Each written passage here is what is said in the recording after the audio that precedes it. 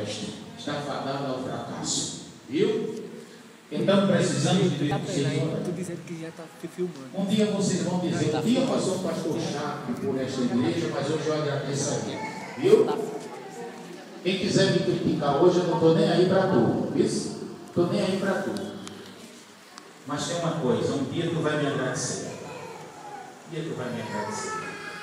Pelo tempo que tu perdeste, tu vai se lamuriar. Tu ter te chamado e tu não ter feito o que Deus mandou. Segunda, terça, quarta, quinta, ciclo de oração. Sexta-feira, irmãos, oração meio-dia. Não se esqueça, se esforce. Oração é plantio. Oração é jogar semente e tirar logo após. Amém? Oração é isso. Jogou a semente dentro de um buraco, depois passa para lá e depois passa arrancando tudo. Então é perseverança, né? Oração é esperar. Oração é perseverança. Glória a Jesus. Eu digo isso com conhecimento de causa, porque eu sei o que eu estou dizendo. Glória a Jesus. Queridos irmãos, graças a Deus pelos que já chegaram.